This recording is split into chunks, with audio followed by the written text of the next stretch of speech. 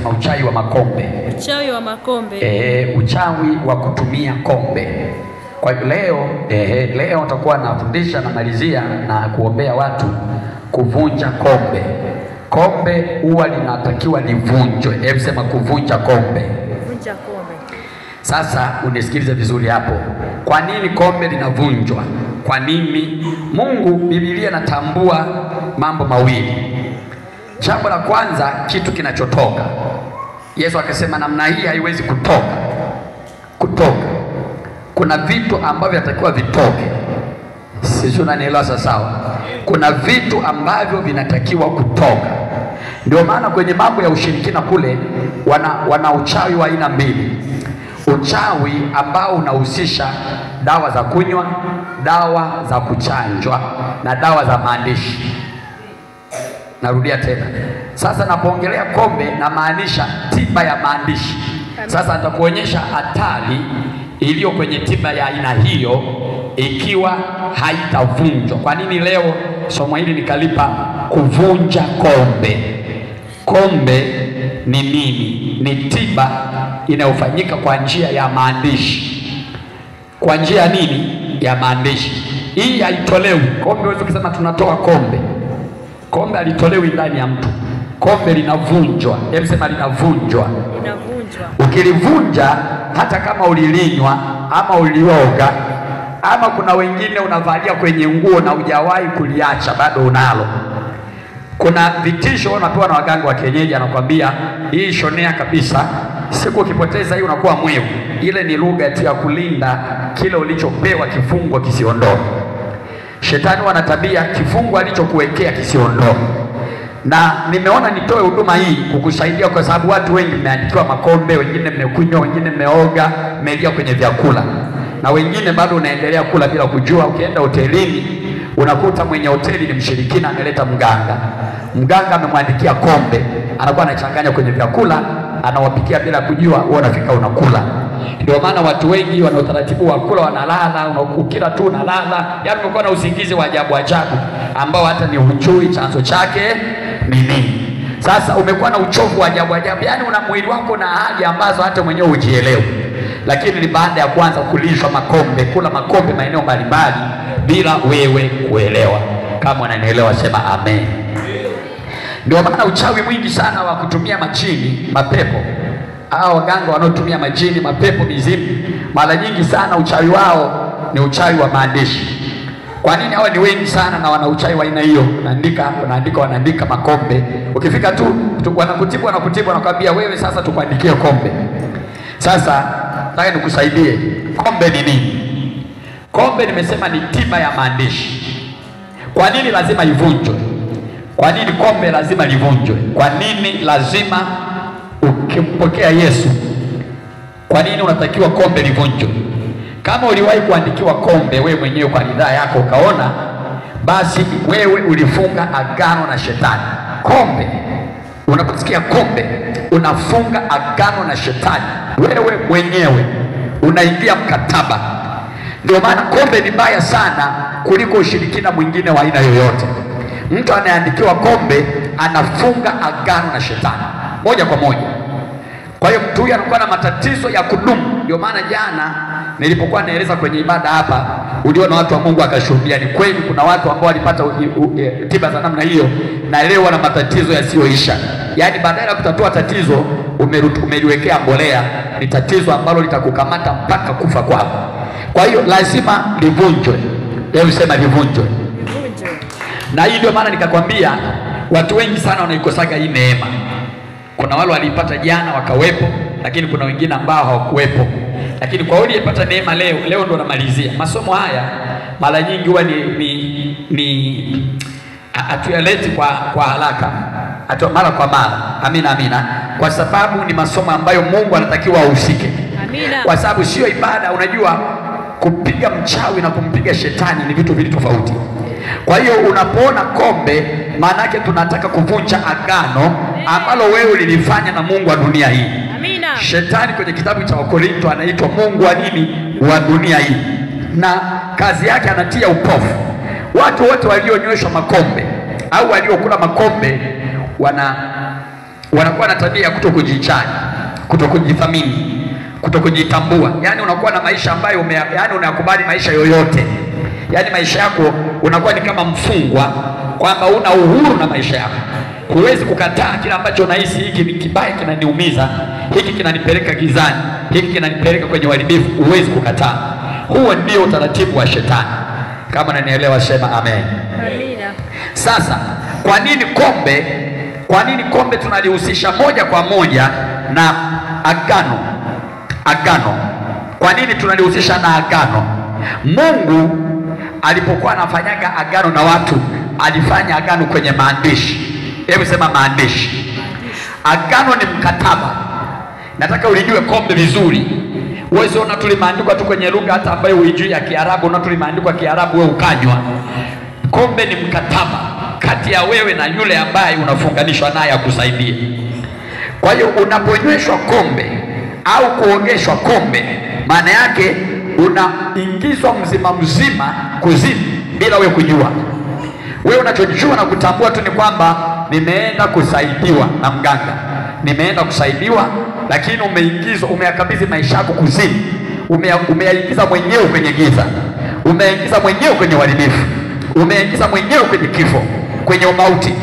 Na mara nyingi watu waliokula makombe, kunywa makombe, nisikilize kwa makini sana, na kufundisha ambacho na uzoefu na kielewa, yani ambacho nina ujuzi nacho na kielewa, hiki ninachokufundisha na kifahamu.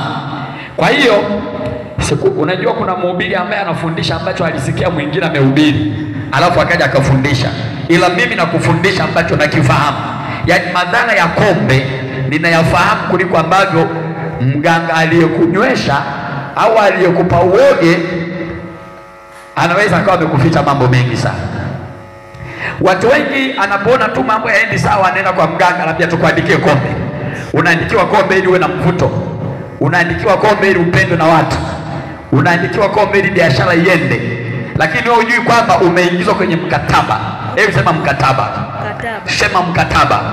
Sema mkataba. Mkataba unahusisha maandishi. Ndio maana ukisoma katika Biblia, Mungu alipotaka kufunga mkataba na wana wa Israeli, Musa alipanda mlimani. Alipopanda mlimani akafunga siku 40. Alafu akaja na mbao mbili zina amri za Mungu, zimeandikwa. Alafu wakapewa wana wa Israeli. Walipopewa akaita, ili ni agano langu ambalo nalifanya na nyinyi vizazi vyote. Hebu sema vizazi vyote. Sasa agano lina sura 3. Wana wa Israeli alifanya nao agano la tohara katika mwili kwa wakati ule, kwamba watatailiwa wanaume wote. Kwa hiyo kitendo cha kufanya tohara na kuyapokea yale maneno ya Mungu, ilikuwa tayari wamefunga mkataba, yani agano ambalo ni la vizazi na vizazi. Na kwenye agano hilo sasa, unisikilize vizuri, kwenye agano hilo kuna masharti. Anasema mtu yeyote asipoweka imara maneno yale yaliyoandikwa kwenye sheria ile inayolinda lile agano, anasema mtu huyo kwanza analaniwa. Kwa hiyo kwenye agano kuna mambo mawili. Kwenye agano lolote kuna baraka na kuna laana. Kama unanielewa sema amen. Kwenye agano lolote kuna baraka na kuna laana, agano lolote. Kwa hiyo kama usipofuata masharti ya lile agano, maana yake tayari utakuwa umeingia kwenye baraka ama kwenye nini? Kwenye laana. Cha pili, Mungu akasema yeyote ambaye atawabadilisha kwenda kutumikia Mungu wa agano lingine, mtu huyo sharti auawe, na yule aliyekwenda kuandama miungu mingine pia atauawa. Amen. Kwa hiyo sasa unapoenda kwa mganga, alafu mganga huyo akatengeneza kombe kina madhara mawili. Kwanza, unanyweshwa ambacho hujui maana ya kilichoandikwa, lugha usiyoifahamu. Hakuna kombe linaandikwa kwa lugha ya Kiswahili. Makombe yote hayo yanaandikwa kwa lugha ya Kiarabu, na wewe huijui hiyo lugha, hujui kaandika nini. Kaandika laana, kaandika umaskini, kaandika kifo, uelewi, ila yeye kaandika. Na kila kitu kaweka mle kulingana na masharti ya uchawi huo unataka nini. Anaandika, alafu yale maandishi yanageuzwa kuwa maji. Hebu sema yanageuzwa kuwa maji. Hiyo ni kawaida kwenye ulimwengu wa shetani. Vitu huwa vinageuzwa. Mungu anasema nitaigeuza mioyo ya watoto kwenye kitabu cha nabii Yoeli iwaelekee baba zao ili nisipige dunia kwa laana. Kwa hiyo kwenye ulimwengu wa roho kugeuza mambo ni jambo la nini? La kawaida. Shetani mwenyewe anamtokea Yesu, anamwambia kama we kweli ni mwana wa Mungu, hebu geuza mawe yawe mkate tule.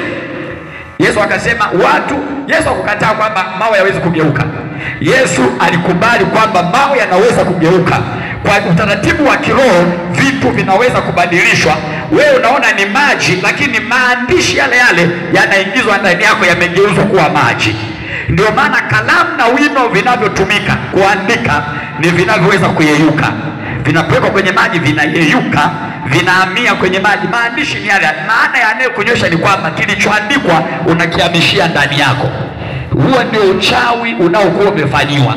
Kwa hiyo kama ndani yako lile kombe linaelekeza uharibifu, maana yake umekunywa maagizo yote ya shetani katika lugha ambayo uifahamu, yameingia ndani yako. Sijui unanielewa sasa? Na ndio kama uliwahi kunywa kombe, angalia maisha yako yalivyo sasa. Aliyekupa anakupa ushahidi wa wazi, kwa sababu nzuri tunao watu ambao walisha kunywa makombe hayo hapa. Hebu angalia maisha yalivyo magumu, ni ya kuvutana mpaka ni upate baraka. Yaani umetoka jasho la hatari, yaani umepambana, ukiugua ni ugonjwa kweli kweli, nusu ya kufa. Lakini hebu tuangalie dhamira ya aliyekupa kombe. Alisemaje? Utafanikiwa. Alisemaje? Hakuna mtu atakusumbua tena. Alisemaje? Hutapata uharibifu. Je, hayo mambo ni kweli? Je, leo usumbuliwi? Je, leo upate matatizo? Je, leo mambo yako sawa? Jibu ni hapana. Huu ni uongo wa shetani. Huu ni uongo wa shetani. Na Biblia inasema kwa sababu watu wangu wanaikataa kweli, wanaupenda uongo. Unaona sasa? Shetani amewatengeneza watu wa Mungu waamini uongo, waikatae kweli. Haleluya, haleluya. Kwa hiyo sasa mtu unaponyesha kombe, wamekumaliza. Kwa nini? Kwa sababu tayari ndani yako umeshafunga mkataba na shetani. Umefunga mkataba. Na kuna maeneo ambayo ukienda kunywa kombe ni lazima. Kunywa kombe ni lazima. Umeingia kwenye biashara ya mtu mshirikina, hayo mambo utakula. Sababu kuna wakati mwingine haya ni mambo ya kawaida. Kuna saa hata wewe kama umetembea kwenye mahoteli, unaweza ukala ukashangaa kijiti kwenye wali, ukachukulia tu yameweka dawa za biashara. Kama mtu ana uwezo wa kupakua chakula ukala ukakuta kuna kijiti cha dawa, ukasema tu yanavuta wateja. Je, kombe? Je, kombe? Amen. Kwa hiyo naona tayari kuna madude hayo wanatengenezea kwenye vyakula, kwenye supu. Kwa sasa ni maji yanachanganywa tu na mchuzi. Hebu waza kama mtu anaweza kunawa uso kwa imani za kishirikina ili apate wateja, alafu yale maji akamwaga kwenye nyama akapika supu ili watu wao wanaiona supu yake. Yaani masharti aliyopewa uganga ni unanawa uso. Ndio maana shetani ni waovyo sana. Yaani mtu ananawa uso, anambia ile maji unaona uso ya kwanza kabla hujatoa tongotongo, hayo maji changanya humo, pika, biashara yako itakuwa inawika ovyo. Kwa nini? Unaona masharti. Sasa kama watu wanaweza kufanya hayo na mengine mengi ambayo siwezi kuyasema hapa. Je, kombe? Je, kuandika kombe likaloweka wakapikia kwenye wali, wakakandia chapati, wakafanyaje? Wakamwaga kwenye yale maji yanayokandia chapati. Unakula chapati yenye kombe, lakini hujui nini kimeandikwa mle ndani. Hujui nini kimeandikwa mle ndani. Kama unanielewa sema amina. Kama unanielewa sema amina. Mambo haya ni ya kukufungua wewe, lakini yana vita kubwa sana. Ila pamoja na vita yao tutashinda kwa jina la Yesu. Kama unanielewa sema amen. Mungu amekusudia kukuweka huru. Mungu amekusudia kukufungua. Mungu amekusudia kukuponya. Sasa ndio maana Mungu anasema juu ya wana wa Israeli kwamba mtu yeyote asije akalivunja agano. Ina maana kuna kuvunja agano. Kwa hiyo sasa agano linavunjikaje? Agano linavunjikaje? Ni kwa kuyakataa yale maneno ambayo wewe huyajui lugha yake, lakini yaliandikwa ukaoga, yakaingia ndani ya mwili wako. Ulikunywa, ulipewa kunywa, likakorogwa. Yako rangi mbalimbali, liko la kijani, liko lekundu. Kwa nini anakaa kwenye rangi? Kwa sababu kwenye ulimwengu wa roho kila rangi Kila rangi inawakilisha ufalme fulani wa giza. Kila rangi inawakilisha aina fulani za majini. Kila rangi. Kwa hiyo maana yake unafunga mkataba na majini. Ndio maana kila mtu aliyewahi kunywa kombe ana mapepo. Ukimwekea tu mikono namna hii, mapepo yanakurupuka. Kwa sababu ndiye analinda, yanasimamia kifungo. Na huwa yaondoki mpaka agano livunjwe. Haya huwa yaondoki mpaka agano livunjwe. Kama uko tayari kuvunja agano na shetani, nyosha mkono juu na useme niko tayari. Niko tayari. Mungu akusaidie sana. Nami leo nitakuombea ili uweze kuwa tayari. Sasa moja, nataka nikupe mambo matano ambayo yanaweza kukupata ikiwa wewe umekunywa kombe. Jambo la kwanza ni kifo cha ghafla. Kwa sababu kombe lolote huwa linahitaji kafara ya damu nyuma yake. Ijapokuwa mganga yule hawezi kukwambia unahitaji kafara ya damu, ila nataka nikwambie kombe lolote ambalo nyuma yake ni nguvu za mashetani huwa linahitaji kafara ya damu. Sasa kafara ya damu huwezi ukaitoa kwa sababu hujaambiwa. Kwa hiyo wanakaa na wewe, wanakuja kugema damu yako wewe mwenyewe. Yaani kuzimu inachukua damu yako mwenyewe. Kwa hiyo namba moja utakachokutana nacho ni kifo cha ghafla. Kifo cha ghafla. Mtu ambaye amekunywa kombe, yeye ama kwenye familia yake kunakuwa na matukio ya vifo vya ghafla. Na wakianza kufa, mnaanza kufa mnapukutika kama majani. Kama jani ya mti, unakuwa mnapukutika. Leo anakufa mtoto, baada ya siku anakufa baba, watu hao wanakwendaga namna hiyo. Wanapukutika. Wanapukutika. Hebu sema wanapukutika. Sema wanapukutika. Unaona, cha pili, maisha yako kuwa na uchakavu. Maisha yako yanachakaa. Mtu aliyenyweshwa kombe au alioga kombe kwenye ulimwengu wa mwili anakuwa anachakaa. Kwa sababu mashetani yale huwa yanafunga nyota yake. Huyu mtu anakuwa ni mateka, amefunga mkataba na shetani. Kwa hiyo kila analotakiwa kulipata lazima shetani ajue. Sasa unaweza kaniuliza, je, mchungaji, wale ambao wana makombe wamefunga kwenye mabasi au kwa nini wanaendelea kuwa matajiri? Angalia wanachokifanya. Wanaendelea kutoa kafara za kwa shetani. Kila analolifanya lazima lipitie kwa waganga wa kienyeji, apewe maelekezo. Unaemwona tajiri analo amefunga, amening'iniza, amefanyaje ndani, anaendelea kustawi kwa sababu kila anachopewa kina maelekezo ya nani? Ya shetani. Lazima aende kwa mganga. Anaambiwa bwana, ukitaka kuanza jambo jipya lazima uje. Ukitaka kusafiri, kuna watu wanataka kusafiri, lazima aende kwa mganga. Aangaliziwe. Lamani imekaaje, wale mashetani walio ndani yake lile kombe wanataka nini? Kwa hiyo anaenda kuangaliziwa. Kama unanielewa sema amina. Amina. Sema tena amina. Kwa hiyo hawa wanastawi kwa sababu wanakuwa kila wanalotaka kulipata wanalipata kwa shetani. Kila wanachotaka kukipata wanakipata kwa shetani. Kila wanachotaka kukipata lazima waende kule kwa kuhani wa Misri, kuhani wa giza ambao ni mganga wa kienyeji. Lazima waende kule. Kwa hiyo sasa hawa ndio naona, kwa sababu anajua ana kitu ambacho kinahitaji. Kombe linahusisha dua zote. Chochote kilichoandikwa, chochote cha kuandikwa, ama kikasomwa, ama ukanyweshwa, ama ukafungwa kaning'iniza, ama ukavaa kiunoni, ni kombe. Kuna wengine hawanywi lakini wanatembea nalo wamejifunga. Mungu aliongea na wana wa Israeli kwa habari ya kuyaandika maneno yake na kuyafunga mkononi yawe dalili. Sema dalili. Dalili. Kuna watu nakuta ameandikiwa kombe kwenye karatasi nyeupe, alafu limekunjwa limewekwa kiunoni, anavaa kiunoni. Mwingine anaambiwa ingiza ndani ya nguo, unakuwa unatembea nalo. Na kwa sababu hujui maana, unakuwa unashangaa unakutana mambo mbalimbali mazito. Kwa sababu kwenye ulimwengu wa roho unasomeka na kila mtu wa giza mwenye macho ya rohoni anakusoma. Ukitokea tu unaonekana. Wanakuona wewe uko hivi, nyota yako, kila kitu chako, yani kiujumla kinaonekana.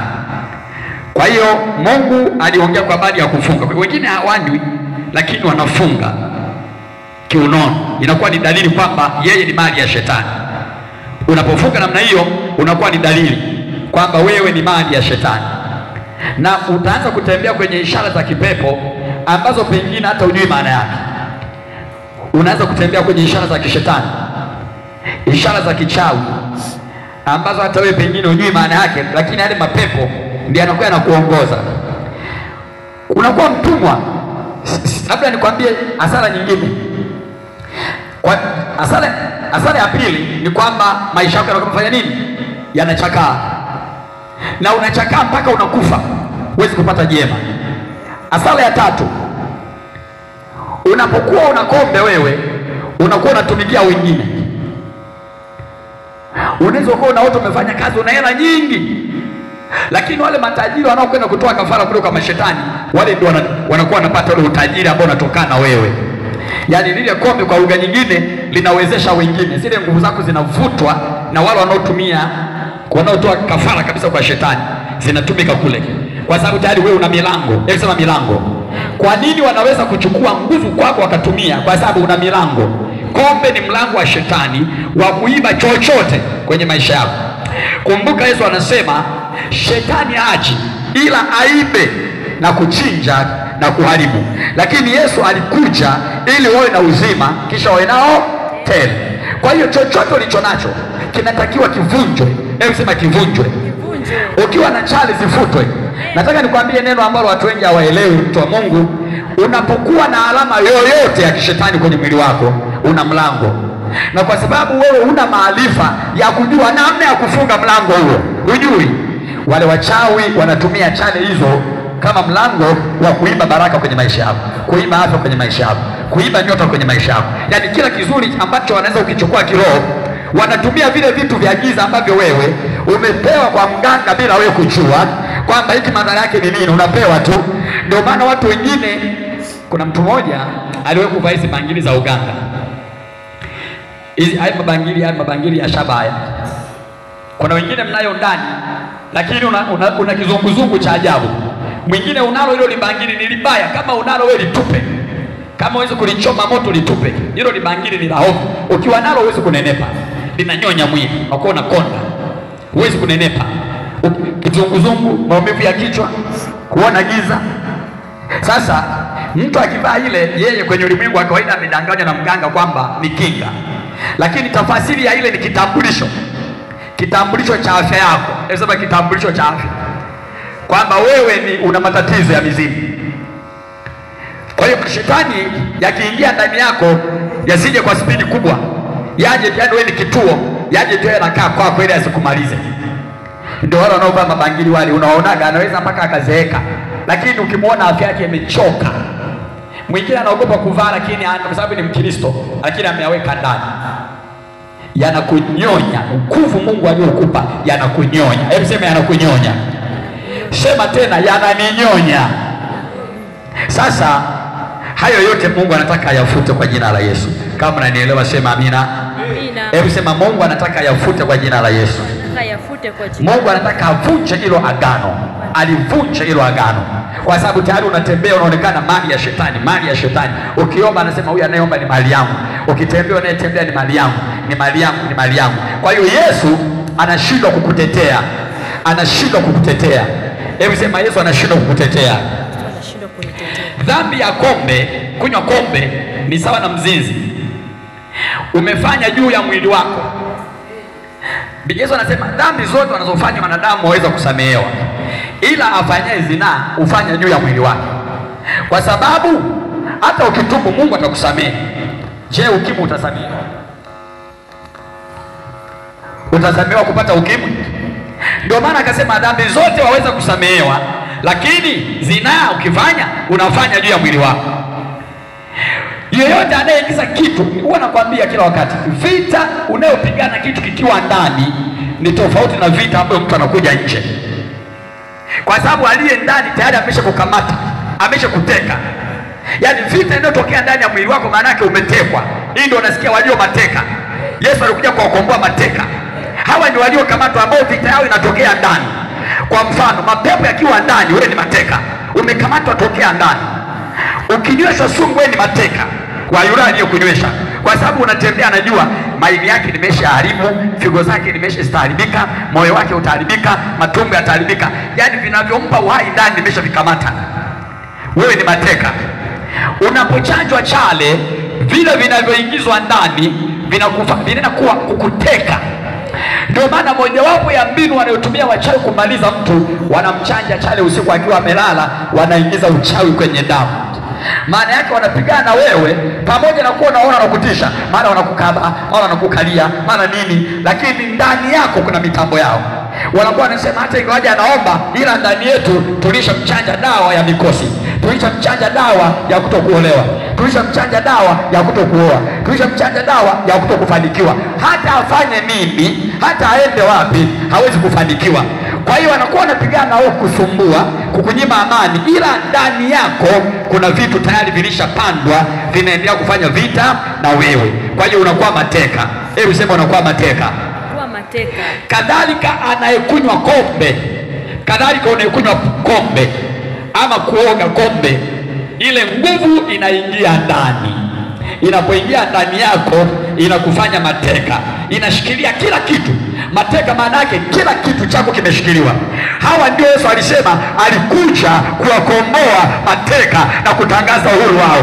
Mtu aliyeingiziwa kitu ndani hana uhuru, hawezi kujikontrol mwenyewe. Kuna nguvu ndani zinamuendesha, zinaendesha maisha yake, afya yako, uchumi wako, ustawi wako, kila kitu kinaendeshwa ndani yako. Lakini jioni ya leo huruma za Mungu zikufikie pale ulipo, ili Mungu aondoe hiyo mateka ndani yako, aondoe kwa jina la Yesu. Piga kelele, sema amen. Amina. Kwa nini watu, Yesu alimwambia Petro, akamwambia leo wewe ni kijana, una nguvu, unaweza kwenda popote, lakini utakapozeeka, sema amina. Amina. Watu watakufunga na kukupeleka usikotaka. Maana yake nini? Uzee umeingia ndani yake. Uzee ukiingia ndani, uzee ni roho pia. Ukiingia ndani unachukua mateka kila nguvu ya mwili, unakuwa dhaifu. Kwa hiyo huwezi kushinda wewe mwenyewe vita, huwezi kushinda. Huwezi kufanyaje? Huwezi kushinda. Kwa hiyo wale wote ambao mmekunywa makombe, mmeoga, mmeandikiwa, mmefanyaje, wote ni mateka. Yaani ndani umekamatwa, kila kitu kimekamatwa, mpaka uzao wako unakuwa umekamatwa.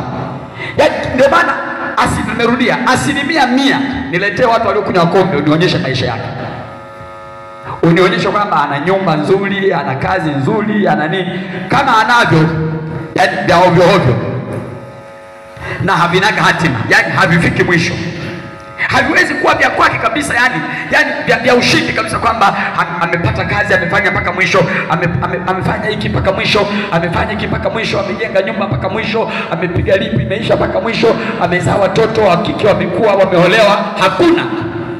Unaishia, mambo yako yanakuwa yanaishia njiani, kwa sababu ndani umekamatwa. Ukisoma unaishia form 4, unapanga elimu ya sekondari umaliza, lakini kombe limeshikilia elimu yako ibaki ndogo. Kombe linashikilia. Ukilazimisha kuolewa, kama ni mwanamke utaolewa mwaka mmoja, kombe linakutoa, linakushikilia ndani, linakushikilia. Wengine linamshikilia tu maisha yake yote. Ukitaka kuanza biashara linakushikilia. Ukianza biashara miezi 6 unafilisika. Ukianza kazi miezi 5 unasema jamani, mimi kwa kweli hizi kazi hizi hamna, natezeka. Unaachana hiyo kazi kwa sababu umeshikiliwa ndani. Ndani kombe limeshikilia kila kitu, moyo linashikilia, maini, figo, maamuzi, ufahamu, kila kitu kinashikiliwa. Na ndio maana tunaposema leo tuvunje, hebu sema tuvunje.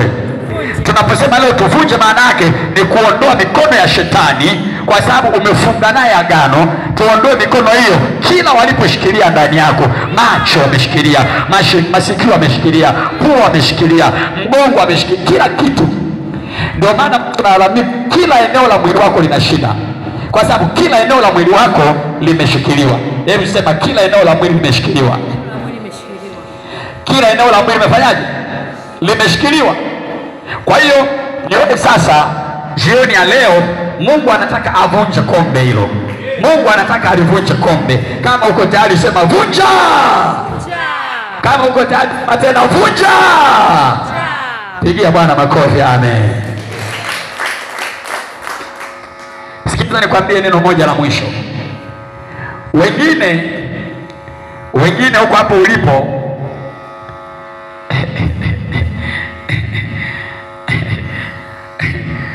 aliyekufanyia ni mtu wa karibu sana wewe. Kwa sababu mwanadamu, kuna watu wana kanuni hii katika maisha ya asili. Wanasema kichwa cha mwanadamu hakiwezi kuelewa bila kulogwa. Kwa kuna wakati unakaa kwa mtu anasemaje, mnyweshe kombe huyu, tumwandikie kombe la kumfanya mjinga, tumpunguzie kasi ya uelewa. Mbishi sana huyu, hata wezana na watu. wakati pia anakuwa ni ndugu kabisa, kwa namna ile hajamjua Mungu anajifanya anakuhurumia, anasema yani kwa ubishi wake hata kana mtu afanye kazi afanikiwe, kwa ubishi wake huyu hata kaa oleo kwenye ndoa atulie. Kwa hiyo tumnyweshe kombe, tumuinamishe aweze kuwa mpole, aweze kukubaliana na wanaume. Kuna mtu amezaliwa akili yake kama mwanaume hivi, mbishi, mwelewa, anaona vitu haraka. Sasa yeye anaona huyu atasumbuana na watu, kwa hiyo watu wanataka ukae mahali maisha yako yote. Kwa hiyo wanaleta mganga, ila la kwako limeandaliwa, linavyoandikwa la kwako tofauti na ya wengine, limeandikwa tunywe.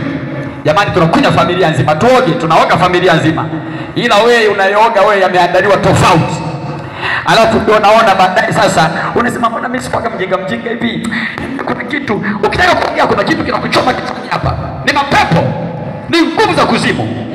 Ukitaka kujitetea mahali unaona kabisa hapana, hapa kuna uonevu kazini, hapa unataka usimame upingane na wakubwa, jamani hapana, kile kitu kinakuchoma, unajisikia vibaya, maana yake ndio unaonywa wewe utakiwa kusema. Ulishadhibitiwa, ulionekana bado mdogo, ulionekana mwelewa kuliko watu wote, una akili kuliko watu wote, kinakuchoma utosini hapa, unajisikia vibaya, unabaki tu kupiga makofi. Ukipiga makofi unajisikia vizuri na ndani yako ile jini na furahi, ndio ametii. Kwa hiyo wewe kazi yako ni kusupport. Hata kama watu wanachangia hoja, mko kwenye kikao cha ukoo, wanasema huyu kwenye ukoo atatusumbua, huyu tumpunguzie kasi, wanawaita. Ndio maana Biblia inatuonya sana kushiriki kwenye masherehe ambayo yana taratibu za mila za kishetani. Wewe kwenye unasikia jamani tuna ujenzi wa makaburi lakini tutafanya na matambiko. Kwenye matambiko haya tutaita mtaalamu, atakuja, ataandika kombe ili mamizimu haya yakatufate. Ukiwa mcha Mungu na unaishi kwa imani, kwepa mazingira hayo. Sio vibaya kujenga makaburi, jenga, ila usishiriki ibada za kishetani. Unakuta watu wamechinja mbuzi, inakuja inaandikiwa kombe, yanawekwa mle, watu wote mnakunywa. Kumbe mmoja ameongea na mganga, bana kwenye kombe hilo kipengele fulani uwekepo cha watu. Anaeleza kabisa unataka liweje au waweje. Niwe nasikilizwa mimi, wengine wote wao wajinga. Kwa hiyo yule mtu mkishakula baada ya muda wote mnakuwa mnamuogopa kwenye ukoo wote, kwenye familia wote. Kwa nini? Ameshawainamisha, ameshawajusha kombe, ameshawapiga tayari. Kwa hiyo wengine mnapunguziwa kasi. Mtu anakuona ulivyo speed, unakupunguzia kasi, anakupunguzia. Mwingine unanywesha hata kwenye ndoa yako huko, na jamaa anakuona mwelefu sana, huyu ananisumbua, anakwenda kwa mganga, bwana mimi na mwanamke nimemuoa, huko na mwanaume amenioa, lakini yule mwanaume ni kichongo. Yaani mwanaume, unajua watu wanapendaga wafanye mambo yao. Sasa mwanaume ni kichongo yule, napenda apunguze mdomo.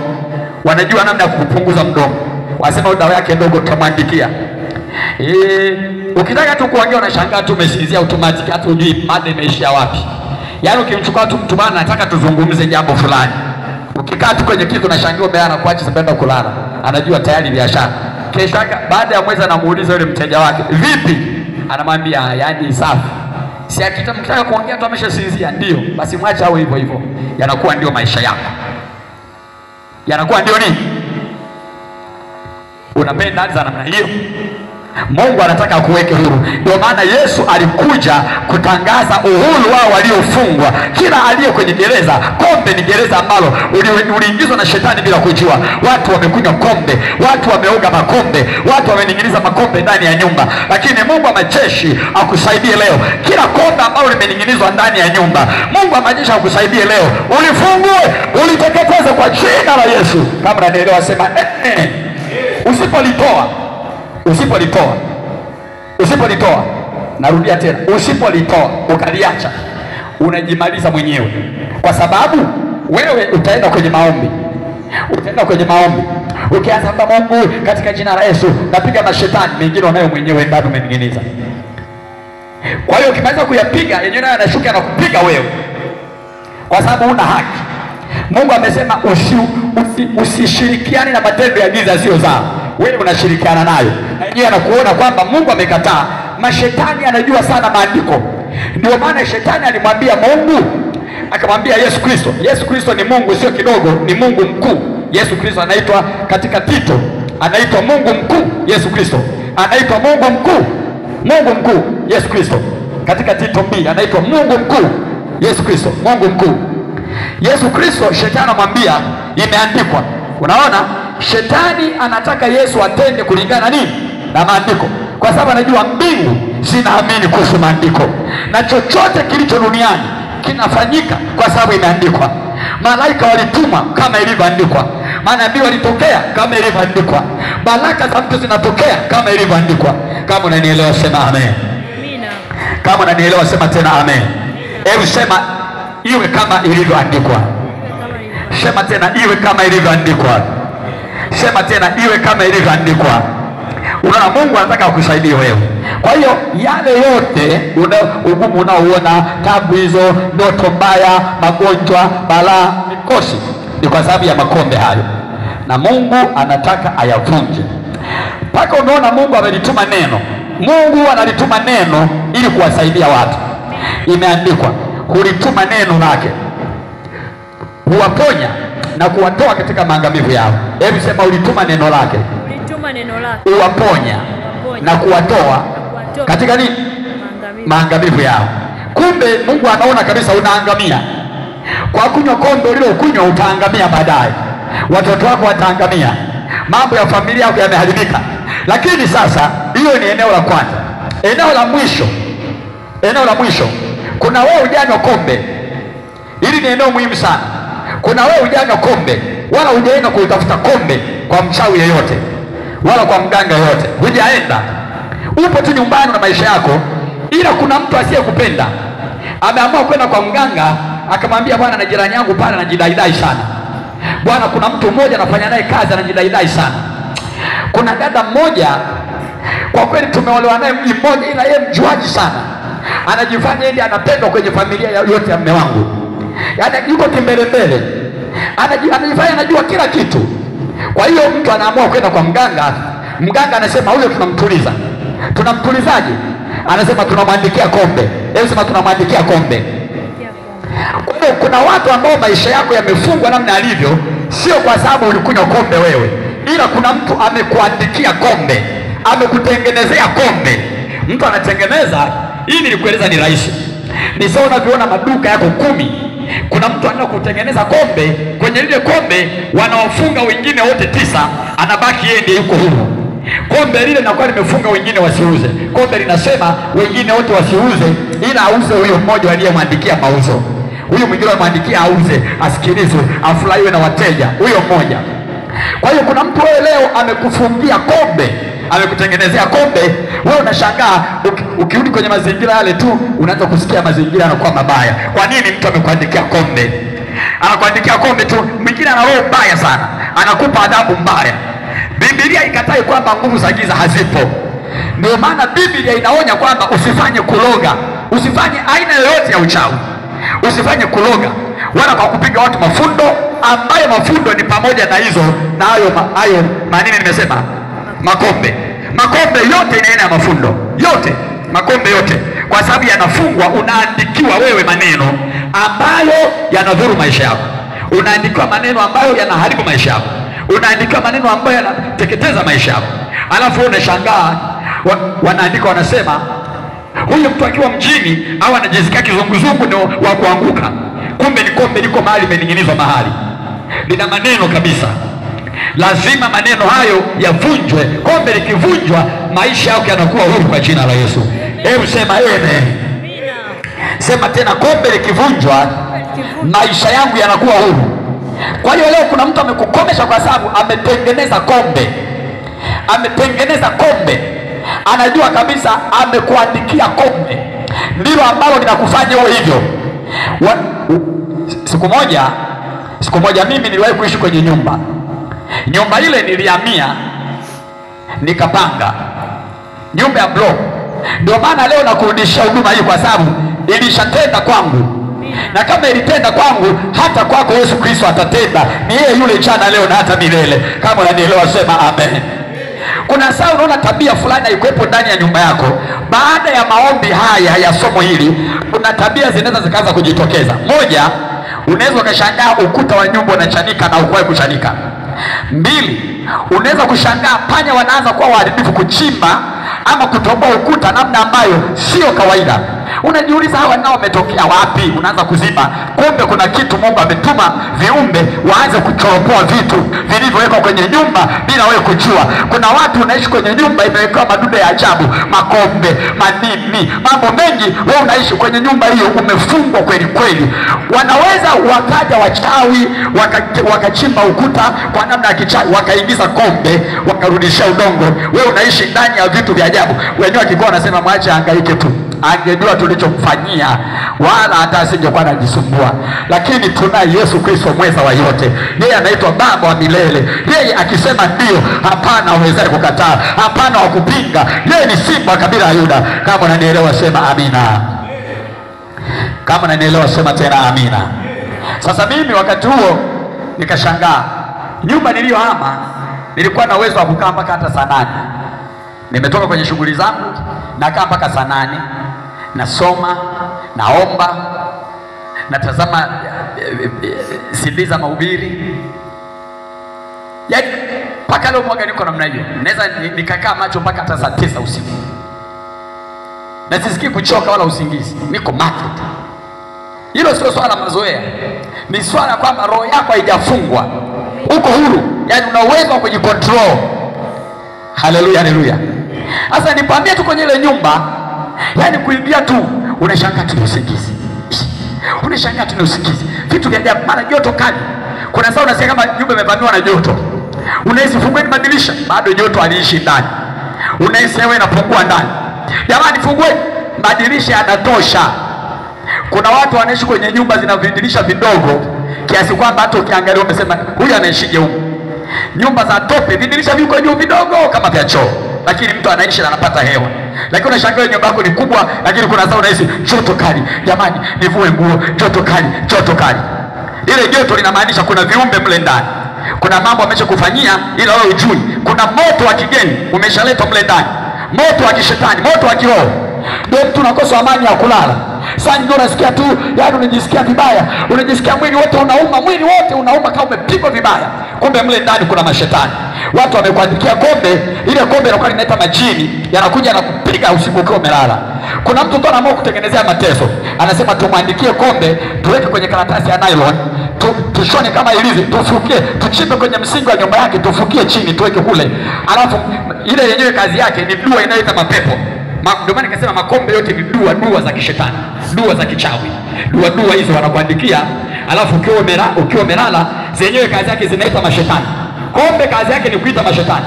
Na ndio maana wapaandikiwa kombe kwamba kama kuna uchawi ndani, wanaamini baadhi ya waganga kwamba kuna kombe likiandikwa ni kama dua fulani, ikiandikwa kwa rangi fulani inaita mashetani wa aina fulani wakuja kuwazuia mashetani wanaokutesa kupigana nao.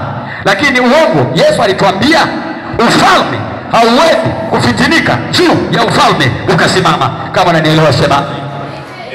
Kama unanielewa sema amen. Ufalme hauwezi kufitinika juu ya ufalme ukasimama. Ina maana akarudia Yesu akasema shetani hawezi kumtoa shetani mwingine. Amina. Haleluya, haleluya. Yaani kama umefungwa na mashetani, hawawezi wakachukua shetani lingine lije limuondoe shetani aliye ndani yako, bali watakaribishana. Maandiko yako wazi. Wakichukua shetani yule aliye mwovu ndani yako, atawaambia wale wengine, nyie ndugu zangu, njooni tukae tumshambulie kiumbe mpaka akome. Kama unanielewa sema amina. Sema amina. Kwa hiyo unapopewa vitu vya kishetani kwa maana ya kuondoa matatizo ya kishetani ndani yako, ni uongo wa shetani huo. Huo ni uongo wa shetani. Na jioni ya leo Yesu anataka afanye jambo kwenye maisha yako. Kila cha kishetani ulichopewa, kila cha kishetani ulichonishwa, jioni ya leo tunataka tuachilie moto wa Bwana kwenye ulimwengu wa roho. Tuachilie moto wa Mwana Kondoo, tuachilie moto wa Yesu, tuachilie moto na nguvu ya msalaba ikufungue leo kwa jina la Yesu. Hebu sema achia. Sema tena achia. Rudia tena achia. Rudia tena achia. Kwa jina la Yesu. Kwa hiyo unaandikiwa kombe. Wewe unakuona watu wanakuona tu. Ukipata hela, kombe ndio linaita mashetani kuziharibu zile hela. Ukizaa watoto, lile kombe ndio linaita mashetani ya kuja kuharibu akili. Kuna vitu vya ajabu viko kwenye nyumba mnazoishi hata wewe mwenyewe huwezi ukaamini, lakini kwa sababu ni mambo ya kiroho hayaonekani kwa macho. Ndio maana neno la Mungu linasema mambo ya kiroho utambulika kwa jinsi ya rohoni. Kuna mtu anakuwa anasema wanaongea makombe, wenyewe wameyaona wapi? Kuna wachawi wa aina hiyo wanakuwa wanasema wanaongea makombe, wanayaonea wapi? Kama unaweza ukalala, Mungu alitupa ndoto kama macho ya kiroho ili kutufunulia siri zilizo kwenye ulimwengu wa nini?